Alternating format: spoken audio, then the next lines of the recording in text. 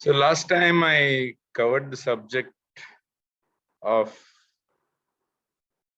Sthita Prajna. And as I explained in the two sessions where I covered it, I explained that this is the consciousness and behavior of a person who has reached the platform of Jeevan, Mukti or Moksha.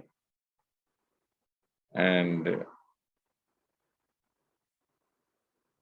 thus he is a person who has crossed beyond joy, sorrow, honor, dishonor. He is free from attachment, fear, anger. I've also explained that in the second chapter of Sthita Prajna, Krishna emphasizes the method of reaching Sthita Prajna by controlling one's senses.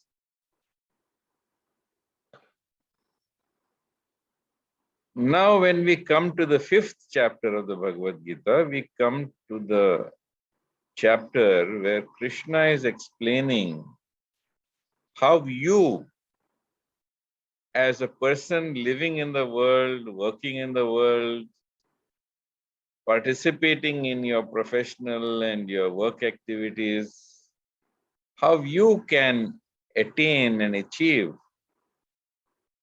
that same state of Jeevan Mukti. And you can do that by working in a spirit of devotion and renunciation. And this act of working in a spirit of devotion and renunciation, just like sensorial deprivation, also creates an altered state of consciousness. As a matter of fact, in the Bhagavad Gita, Krishna really is explaining that this is the real preferred means for a person, because he's speaking to Arjun, and Arjun is a warrior. Arjun is a Kshatriya, he's a Khatri. And on top of that, he is a prince. So he has to perform his duties as a warrior and as a prince. And yet,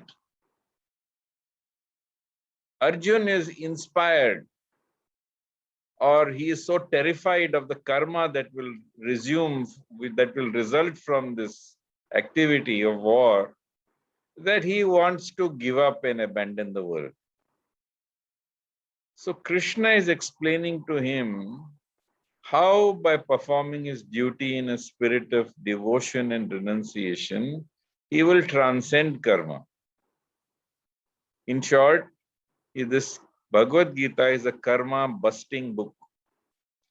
It tells you how to become independent of karma. And it tells you how you can be absorbed in God and attain the platform of Jeevan Mukta, even as you work in the world in a spirit of devotion and renunciation.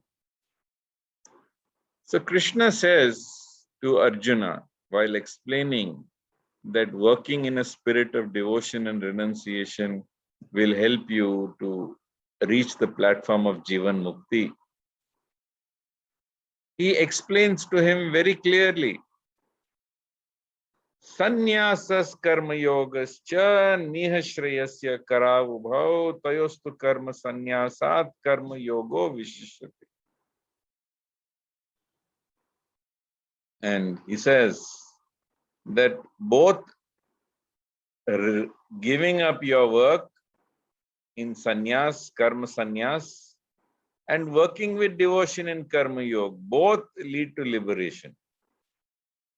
But of the two, working in a spirit of devotion and renunciation is far better than actually renouncing your works in karma sannyas.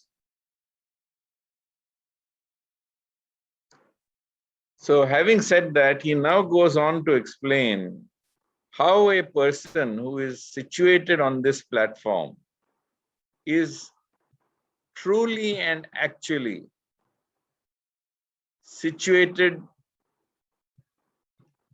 in the same position as the person who is Sthita Prajna.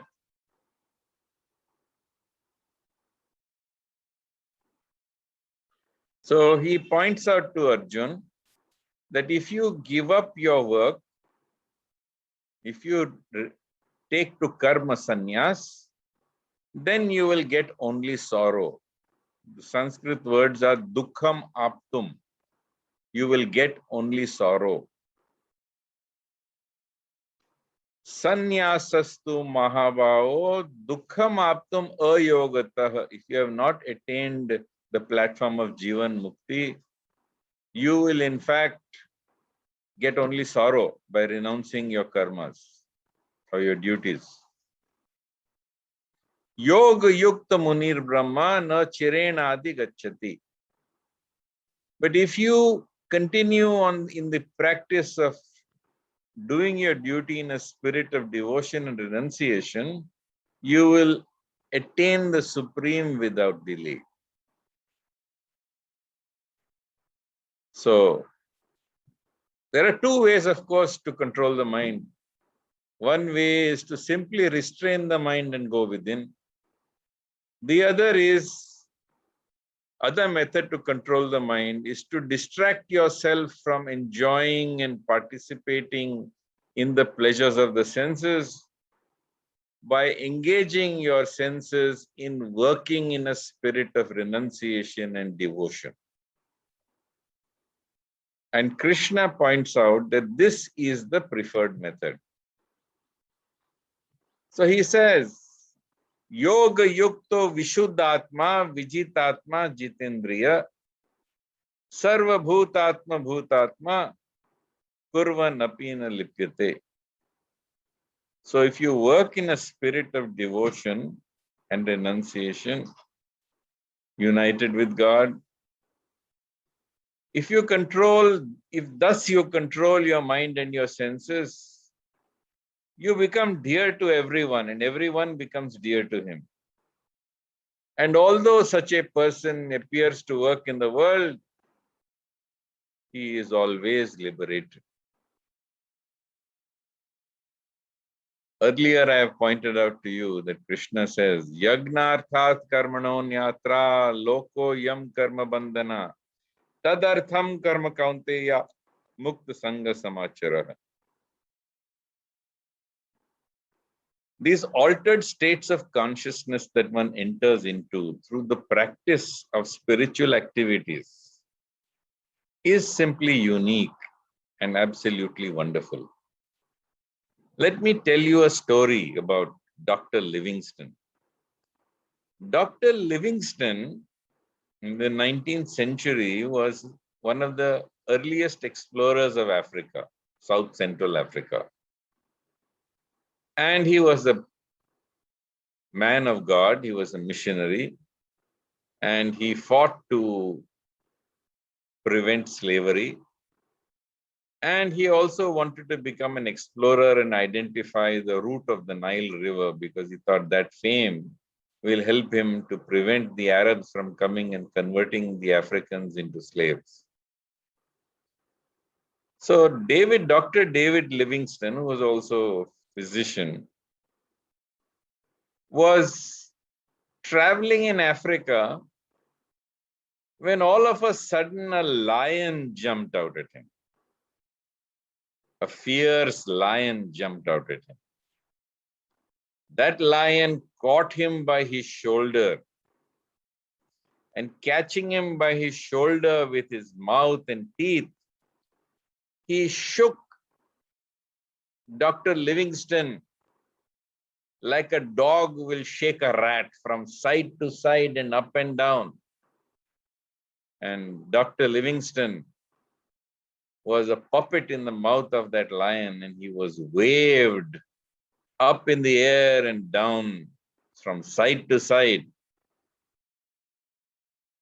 And shortly thereafter, all the people who were with Dr. Livingstone managed to free him from the lion.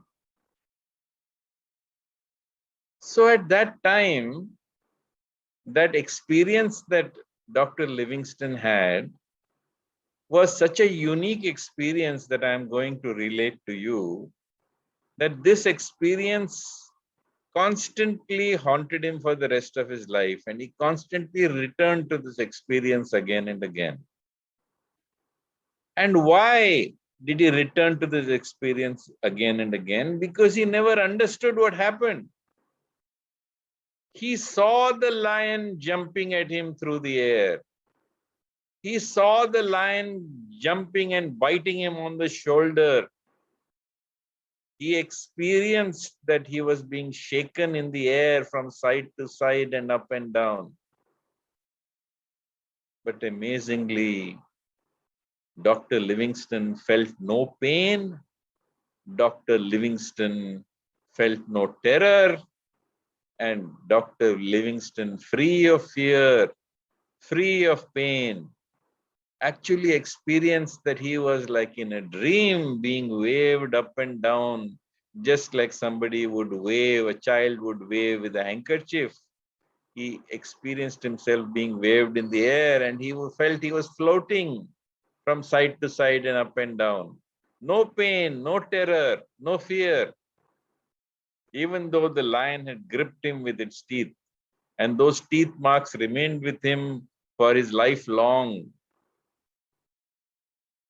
And in fact, even that limb was crushed in this attack. So what happened to Dr. Livingstone that prevented him from feeling and experiencing the attack of a lion? And Dr. Livingstone then went on to believe that this experience was not unique, but it was God and nature's mechanism to protect us in severe stress, in severe pain, even at the time of death, to prevent our suffering.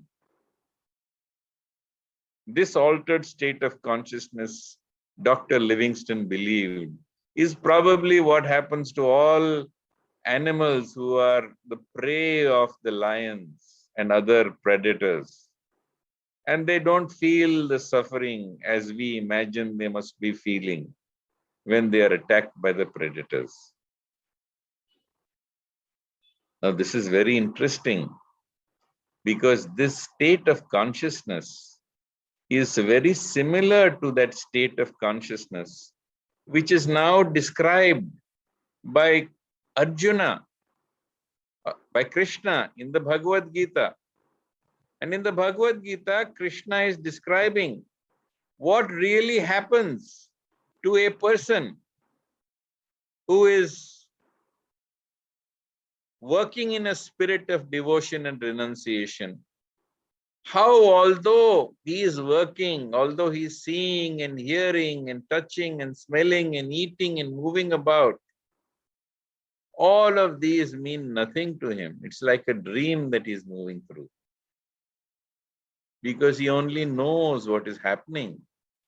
But he is free of pain, he is free of joy, free of sorrow, free of the feelings of honor or dishonor, free of attachment.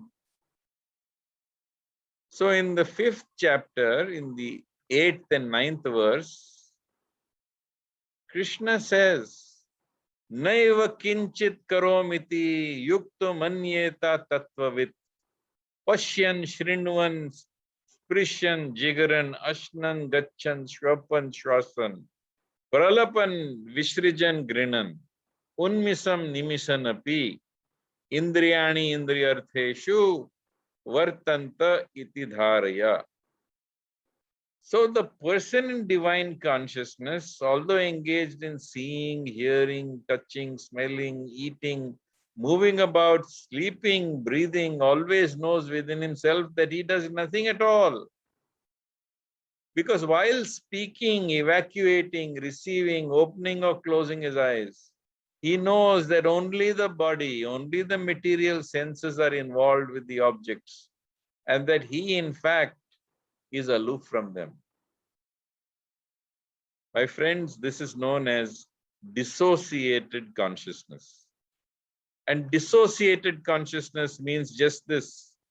It means you are dissociated from experiencing what other people experience. You are dissociated in the sense that your body is doing something, but truly you are experiencing something else. You are free from the pain, you're free from the anger, you're free from the fear, you're free from attachment, you're free from being afflicted, you're free from being conflicted. All that is happening, Krishna explains, is that you as a Jeevan Mukta merely experience that your senses are being in contact with the objects. And you're doing your work, your body is doing its work, but indeed you are standing far apart from it. So from a scientific point of view, this is a state of neurodissociation. It is a state where you become dissociated from the world. And this is known, as Dr. Livingston said, it is known, a Livingstone experience, it is known as a protective mechanism by God and nature to protect you in very stressful situations and circumstances. Many of you who are listening to me now must have experienced in your life many situations and circumstances when you felt dissociated from what was happening around you. It may have been a matter of extreme stress in your job, during the time you gave your exams. Maybe it was a time when you lost a loved one, but automatically you felt or experienced that sense of dissociation because God and nature were protecting you from experiencing the intensity of what was happening in the moment. It may be somebody who is working and his boss is firing him left, right, and center in front of everybody, as if he's about to fire him and get rid of him from the company. It could be a person who's going to appear for an exam and it's so stressful and it's so tense that he suddenly feels that he is distanced from whatever is happening. It could be that you have lost a near and dear one, perhaps more than one near and dear one. And when you experience this loss, to protect you from the pain and suffering of this loss, God gives you this state of dissociation, whereby you do not experience the severity of what is going on. Others might have experienced this in a lesser way. Sometimes you are in a completely new place. You have just come to a new place. You come down from the airplane. And suddenly you feel as if this is like a dream. These are all dissociated states of consciousness. And these dissociated states of consciousness come at a time of tremendous stress, pain, fear, threat, etc. But similarly, you must understand that as far as, shall we say, the person who is a karma yogi is concerned, when he's working in a spirit of devotion and renunciation, when he's completely offering everything in a spirit of devotion to God, then the body is doing it all by itself. And you are dissociated from the work that you're doing. Although the work may be done perfectly, with great skill, with great effort, but the observer, you have automatically been pushed into the seat of the observer, what we in spiritual life call as sakshi. And that position of sakshi occurs through this dissociation. So therefore, my friends, for the person who has attained divine consciousness through working as a karma yogi, he performs his duty without any attachment, surrendering thus the results of his activities as an offering to God. And he himself remains untouched by what is happening, just as a lotus leaf remains untouched by water, although it lies within it. Brahmanya adhaya karmani sangam tyaktva karoti yah lipyate na sa papena padma patram ivam vasa. So in this 10th verse of the 5th chapter, Krishna clearly describes it, and he says, one who performs his duty without attachment, with devotion, surrendering the results unto the Supreme Lord, not considering himself to be the doer, he is not affected by any sin. He is not affected by any emotional reaction. Just as a lotus leaf, while lying in the water or lying on the water, never becomes wet, so also you remain in the world, working and doing all the activities of the world, but you remain untouched by this. So this is the uniqueness of the person who is working in this manner. And thus Krishna says, Kayena manasa buddhaya kevaler indriyerapi. So with his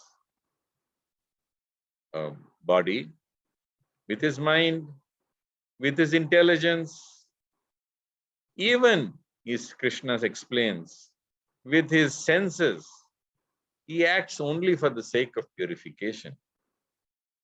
So, kayena manasa buddhaya. Kayena means with the body, manasa with the mind, buddhaya with your intelligence, kevaler indriyarapi with your senses. The yogi, the karma yogi, karma kurvanti, he continues to work. Then why is he working? He is working without attachment for the sake of Atma Shuddhaye. He is working for his purification. He is also working for the welfare of all. He is working for the welfare of the universe. He is working to add value to the world.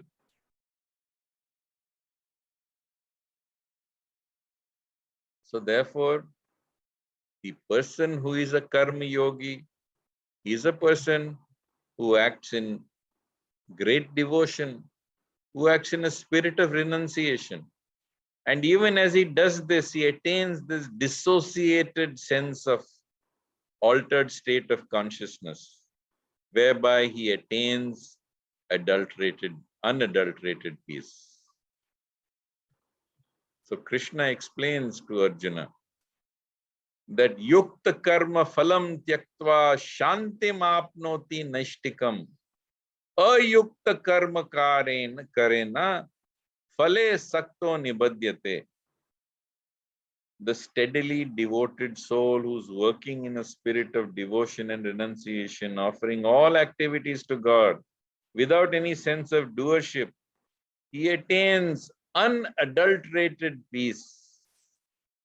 Whereas a person who is not in union with God, who is greedy for the fruits of his labor, who is working to get something out of it, and that getting something out of it may be money for the body, it may be pleasure for the mind because he enjoys doing his work, it could be for learning, for his intellect, or it could be for name and fame, for his ego, whatever fruit he is working for. That fruit makes him get entangled in the world.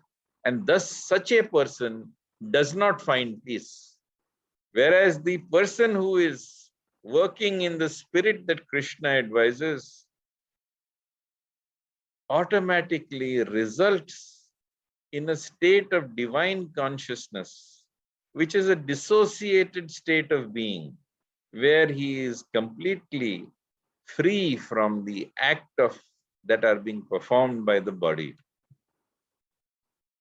So Krishna says, Sarva karmani manasa sanyasyaste sukham vasi navadvare pure dehi naiva kurvan nakarayan.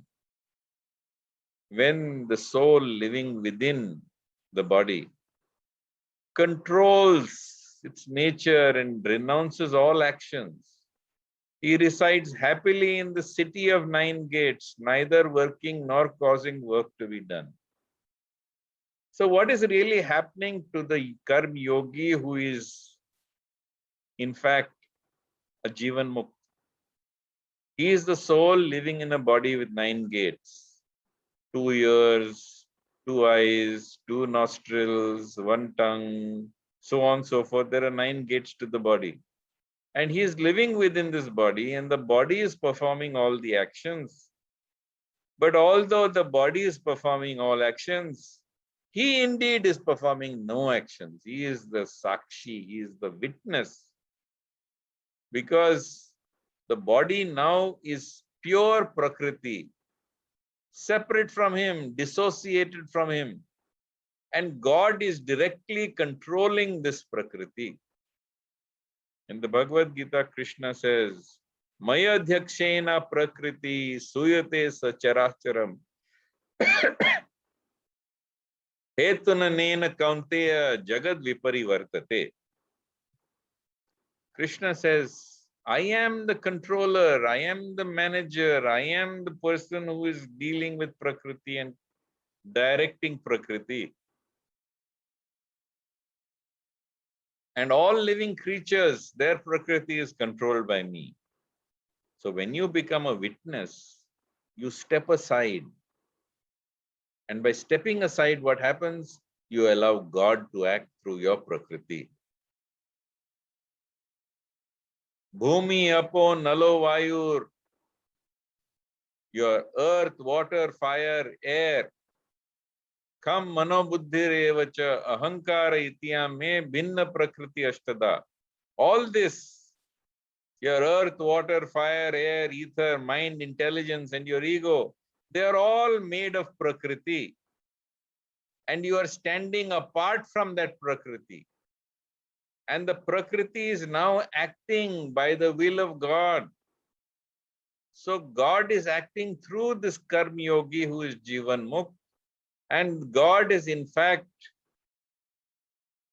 the doer without any interference from the deluded soul. So in fact, what happens to people who don't act in this way? That also Krishna explains. He says, Mamaivaso jiva loke jiva bhuta sanatana mana shastendriyani prakriti karshati. He says, all of you are but a fragment of me.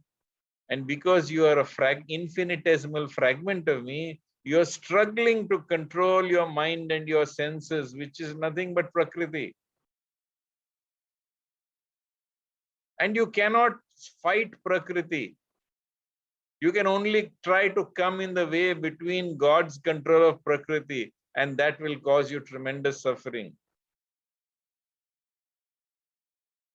So Krishna is explaining that Daivi esa gunamayi mama maya duratyaya mam eva ye prapadyante mayam etam tarantite. This prakriti is controlled by me.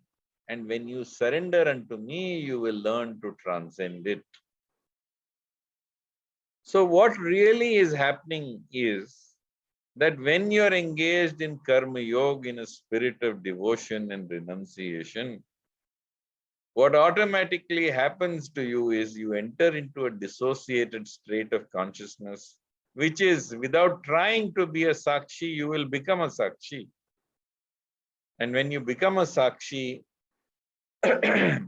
you lose consciousness of self, you will lose consciousness of your body, even your bodily functions, you will lose your consciousness of your appetite or your full bladder or even your full bowels, you will lose track of time. So you will get this glimpse of Jeevan Mukti. Many of you will have experienced this state already, because when you're truly absorbed in some work that you're doing, you enter into what is known by Mihail Csikszentmihalyi as a state of flow, the optimal state of psychological experience. And when you enter into flow, what happens is that all these things happen, but they happen in microcosm, in those hours where you're working in that spirit. But the yogi, the karma yogi, who is acting in a spirit of devotion and renunciation, who is in a dissociated state, he is always in that state. He is experiencing tremendous peace. Sometimes he's honored, sometimes he's dishonored, sometimes he's abused, sometimes he's praised and worshipped. It doesn't matter to him. All the time he knows that this body is doing everything, and it is doing everything under the influence of God, who is directing everything that is happening.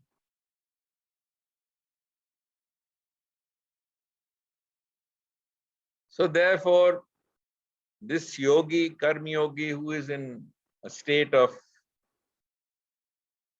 Jeevan Mukt, he sees everyone with equal vision.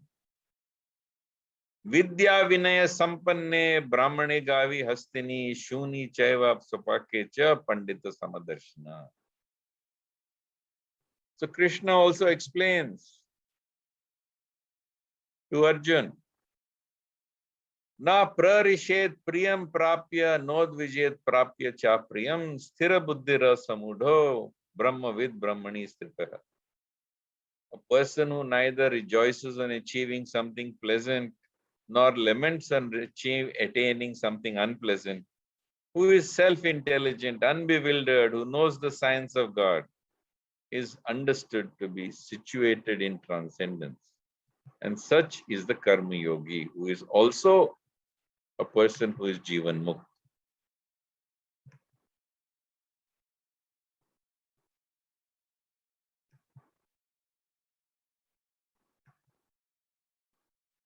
So,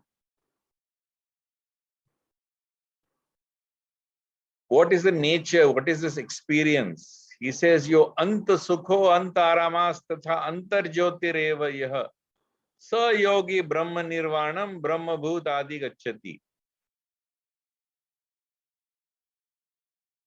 One who is happy within, who's content within, who's illumined within, who's active within. Such a person is situated in transcendence, and such a person is connected with the Supreme. So, the nature of this person is very simple. He does not try to enjoy things within the world. He does not try to possess or control anything or anybody within the world. He does not try to show himself as being better than people in the world. So very clearly, Krishna has explained in the Bhagavad Gita that these are the three diseases of the mind. These diseases of the mind is we always want to enjoy. So we want to enjoy with our eyes, our ears, a sense of smell, taste, touch. On the other hand, we also want to control and possess. We want to control other people. We want to control our family members. We want to control our spouse. We want to control the people in our workplace. We want to possess. We want to have more and more and more. And we want to show that we are better than other people. We want to show that we are materially better.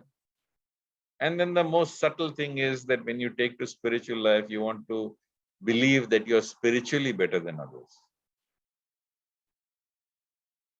When in fact, you have to learn to be a nobody who does nothing because God acts through you and He does everything. So I will pause here. If there are any questions, I will be very happy to answer them.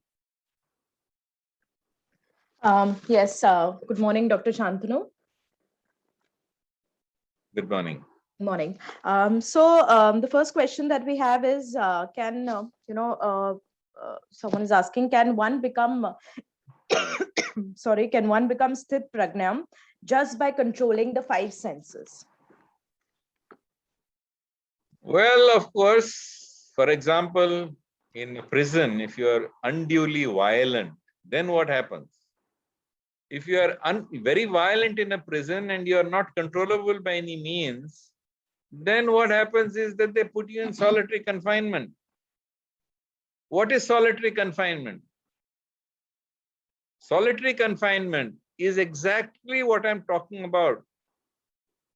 They give you sensorial deprivation. You're kept in the dark. You don't hear anything. There's no one with you. So you're sensorially deprived. In addition to this, you're socially isolated. You're removed from the rest of the prison population. The guards also don't talk to you. And you're calorically deprived. They give you maintenance diet. And when you put somebody in solitary confinement for 30 days, 60 days, 90 days, he comes out as a sthita prajna until he comes in contact with the rest of the world. And then bang, like a dog's tail, which can never be straightened and goes back into its curved position, he goes back into that position.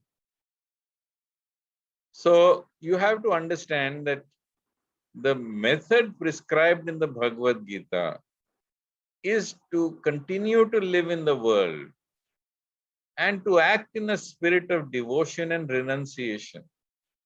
Not to isolate yourself, put yourself into a cell. In fact, monks do this. In some monasteries, the monk is lowered into a cell and he is kept in the dark over there for months on end, food just being lowered to him.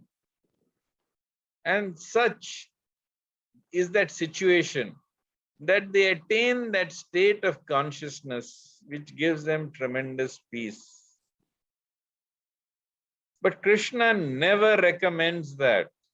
He never recommends that you give up your world, your duties, or your responsibilities. Krishna never recommends orange robes. Never. In fact, he warns against it. And he says that through working in a spirit of devotion and renunciation, you will automatically attain that state of being.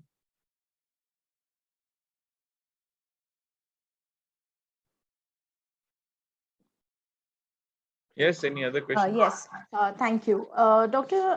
Shantanu, I think I was about to ask you that can a Jeevan Mukt person carry on with their usual karmic activities? But I think you've already answered that question that yes, an orange robe is not needed. There is no renunciation. So someone has asked us on the Facebook page that how does one really start this process? How does one really start this process? What should be the starting point of becoming Jeevan Mukt? You started the process already. You start the process by Shravanam. Hearing. First you listen. Then comes Kirtanam. So on and so forth. Shravanam, Kirtanam, Smaranam, Vishnu, Pada, Sevanam, Archanam, Vandanam, Dasyam, Sakyam, Atma Nivedanam. Do all your duties as an offering to God. Before you perform any action in the day, whether it's sending an email, whether it's speaking to somebody about some work, whether it's going into a meeting, whether it's going to meet a client, what you do is in your mind for a split second, you should have this feeling, Om Tat Sat. and offer that action as a flower at Krishna's feet. At the end of the day, pick up all those flowers, make them into a garland and put that garland on Krishna's neck. At the end of the day, pick up all those flowers that you have offered during the day, make them into a garland and put them around Krishna's neck. And the heavier that garland, that lighter your heart. The lighter that garland, the heavier your heart. That is the law.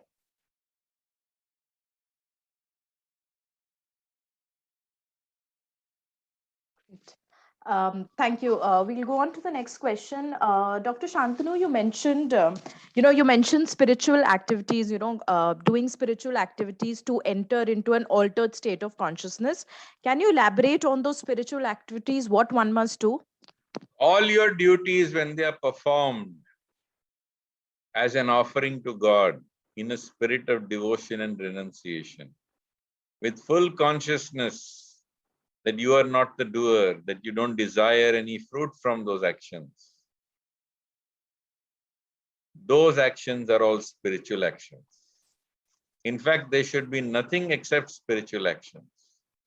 Yat karosi, yad ashnasi, yat jahosi dadasi, yat tapasyasi kaunteya tat kurushvama darpanam.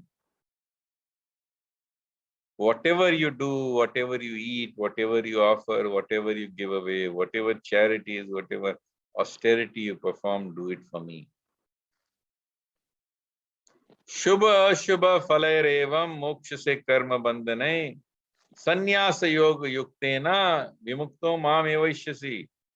So when you are offering everything you do, everything you eat, everything you offer, everything you give away, all charities that you perform, everything you're doing for Krishna, your whole life is nothing but a constant meditation on Krishna and an offering to Krishna, then Krishna says, you will become free from good and bad karma. And in this state of mind, you will remain, we will attain union with me.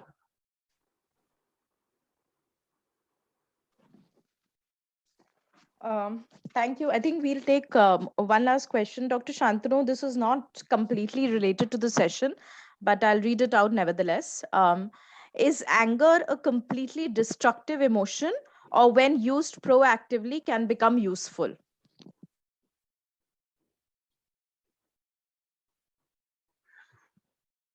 I don't think anyone here is on that level when you can use anger proactively.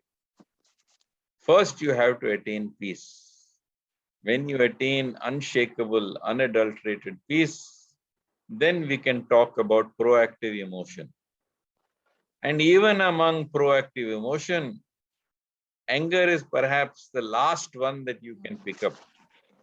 And there are several rules for anger. So I often give a talk on anger, and perhaps I might have given it on the talk I've given again to the Times group on emotional intelligence. But I do not recommend you're trying to become angry, because it's so easy to get out of control when you don't know the rules. Right.